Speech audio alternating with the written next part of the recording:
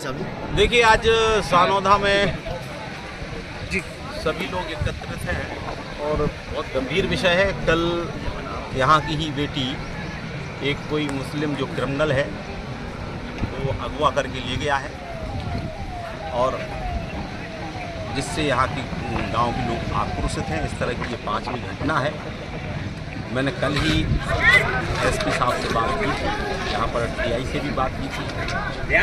और कहा था एक गंभीर विषय है, इसमें मामला दर्ज होना चाहिए, लेकिन केवल गुमशुदा की रिपोर्ट लिखी गई। हालांकि एक टीम गई है और मालूम पड़ा है कि बहुत जल्दी वो जो व्यक्ति ले गया है वो गिरफ्तार में होगा, लेकिन कुल मिलाकर वो अवैध काम करता है। यहाँ पर शराब बेचता है, सट्टा खिलाता है, जुआ खिलवाता है, क्रिमिनल गतिविधियों में संलग्न है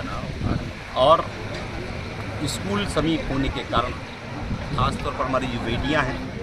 वहाँ पर जाती हैं तो छेड़छाड़ जैसी घटना को अंजाम दिया जाता है। क्रिमिनल है तो इसलिए उसके तार सब दूर जुड़े हुए हैं और निश्चित तौर पर इस बात को प्रशासन गंभीरता से लेना चाहिए। मैंने आज माननीय मुख्यमंत्री जी से,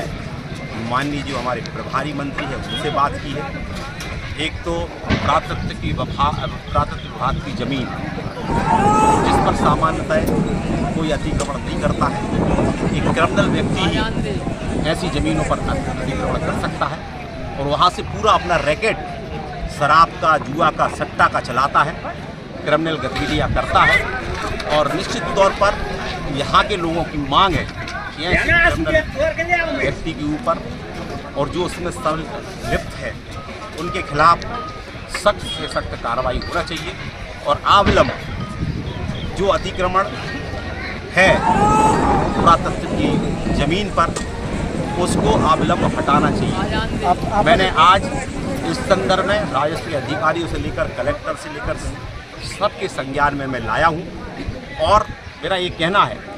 कि यदि ये नहीं हटेगा, क्योंकि इल्लीगल है और इल्लीगल चीज़ हटना ही चाहिए, अतिक्रमण यदि है तो उसको हटना ही चाहिए और यदि नहीं हटेगा तो मुझे लगता है कि गांव के लोगों को मैंने बड़ी मुश्किल से शांत किया है और मैंने उनसे निवेदन किया है कि प्रशासन को अपना काम करने दीजिएगा। हम भी प्रशासन के साथ हैं लेकिन गांव के लोगों के भी साथ हैं। ऐसा इसमें तो इसलिए यदि प्रशासन इसमें किसी प्रकार की वो ऐसा करता है तो मैं समझता हूँ कि गांव वाले फिर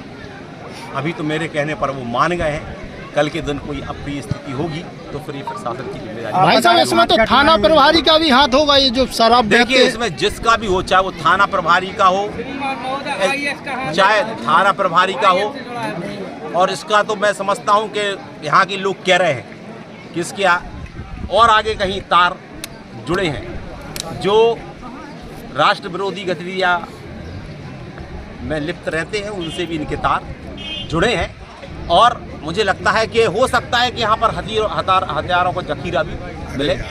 मैं समझता हूँ कि इसमें हर घर की सर्च पुलिस को करना चाहिए, प्रशासन को करना चाहिए। यहाँ पर अवैध हथियार भी मिल सकते हैं, यहाँ शराब भी मिल सकती है, ऐसे अवैध कई चीज़ें मिल सकती हैं। ये भी बताया जा रहा है कि आज उस लड़की की बारात आने वाली थी। इसमें देखिए, यही तो दुखद है कि बड़े योजनाबद्ध तरीके से, और उसमें कोई एक आदमी नहीं हो सकता है,